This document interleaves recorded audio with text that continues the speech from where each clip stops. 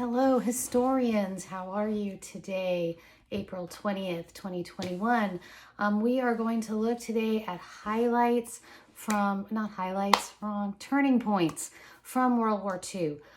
Things that we remember as really important actions in the war that led us to victory over Germany and Japan, the war in Europe and the war in the Pacific.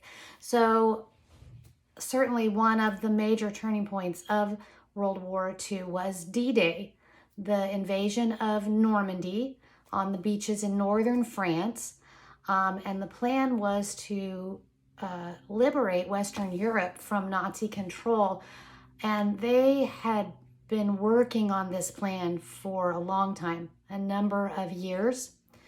And in fact, the United States even created a whole new agency in Washington called the OSS, whose first job was to engineer, to plan, to execute the invasion of Western Europe. Again, like I said, in northern France at Normandy.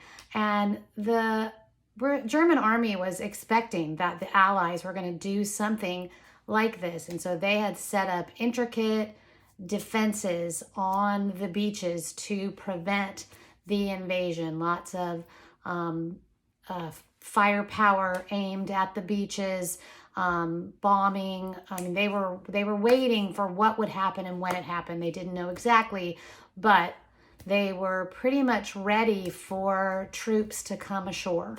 And historians estimate that more than 4,000 Allied soldiers were killed on June 6, 1944, just on that one day, the first day of the battle, the first day of the invasion of Normandy on D-Day. The D doesn't stand for anything, by the way. Some people ask that question. The D is just used by the military as a way of demarking this particular operation. So, but the attack on the German-controlled beaches, in spite of the very high casualty count, was overwhelmingly successful. And for the first time, German soldiers in Western Europe were on the retreat. They were not taking any new territory. They were pulling back. And the end of the war was in sight, and people had hope. There was also another turning point called the Battle of the Bulge. And it wasn't just a significant World War II battle. It was, for some historians, they say the Battle of the Bulge was one of the greatest battles in American military history. And basically, the Allies had successfully landed at Normandy and were pushing east towards Germany. And with that, Hitler ordered his last great offensive of the war.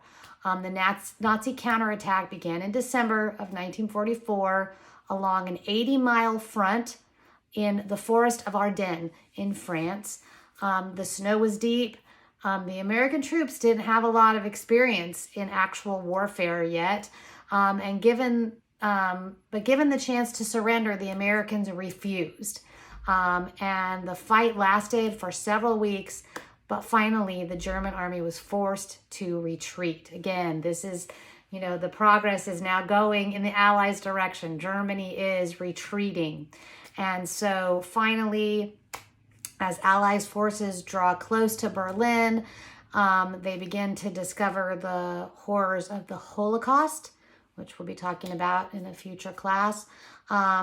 They liberated many of the concentration and death camps, where thousands of Jews were still being held.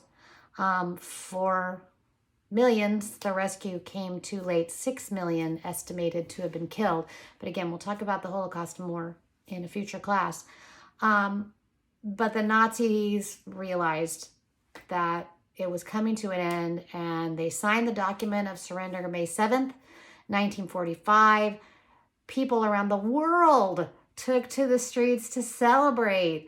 The United States President Harry Truman called it a great American victory, but only a victory half won, because we still had American soldiers and sailors and Coast Guardsmen fighting in the Pacific. And at that time, they were actually engaged in a vicious battle on the island of Okinawa. But we proceeded to move through the Pacific, taking islands from Japan. But there is an issue, and I don't mean this to sound like anything racial, but in the Japanese culture of that time, surrender was the ultimate shame. Death was better than surrender. And so it was estimated that to invade the Japanese homeland, the islands of Japan, the casualty count would be so high because every civilian would come out and fight along with the Japanese army and their air force, and they would never surrender. They would fight to the death, and that would lead to massive casualties. That was what Washington determined. And based on that, Harry Truman, along with his admirals and generals, made the very difficult decision that we were going to use a new technology that had been developed at Caltech, California Institute of Technology. It was codenamed the Manhattan Project, and the United States had successfully test detonated an atomic bomb for the first time in the Arizona desert, or the New Mexico desert. Oh gosh, I didn't look that up, but I'll look it up later and tell you later. So in the desert, nonetheless, they had a successful test. And President Truman had to make a difficult decision what they were going to do. Would they use this weapon that would kill civilians to end the war? And so in August, the United States military dropped an atomic bomb on the city of Hiroshima. And then shortly after that, the second city, Nagasaki, a bomb was dropped there. The Allies had issued to the Japanese this, what was called the Potsdam Declaration, that demanded unconditional surrender of all Japanese armed forces, and that failure to comply would mean inevitable and complete destruction of the Japanese armed forces, and just as inevitable, the utter devastation of the Japanese homeland. That's what the declaration said. And on July 28th, shortly after this was issued, the Japanese Prime Minister responded by telling the press that his government was, quote, paying no attention to the Allied ultimatum. And so that was when U.S. President Harry Truman ordered the bombing to proceed. And on August 6th, the U.S. B-29 bomber named the Enola Gay dropped an atomic bomb on the Japanese city of Hiroshima, killing an estimated 80,000 Japanese people and fatally wounding thousands of more. The city of Hiroshima has estimated that a number 150,000 more people were killed indirectly by the bomb's effects, including burns, radiation poisoning, and later cancer from the radiation.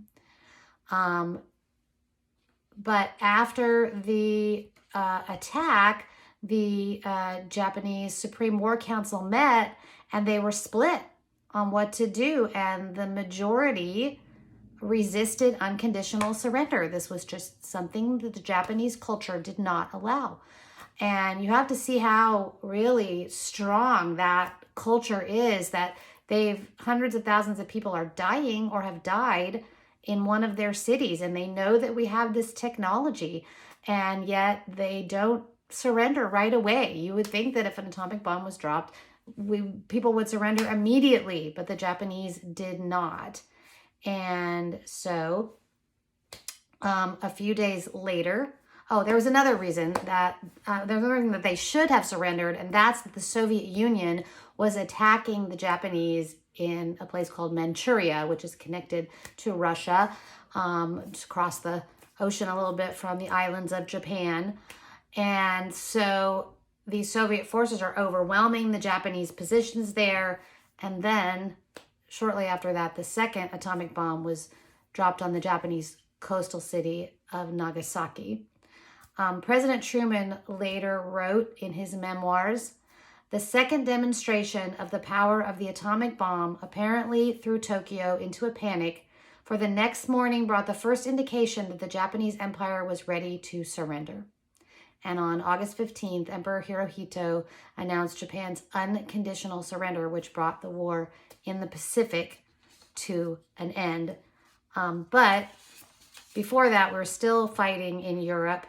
And we need to talk about after the D-Day invasion, we have the Battle of the Bulge. And the Battle of the Bulge wasn't just a significant World War II battle. Some historians call it the greatest battle in American military history. The Allies successfully landed in northern France and were pushing east towards Germany.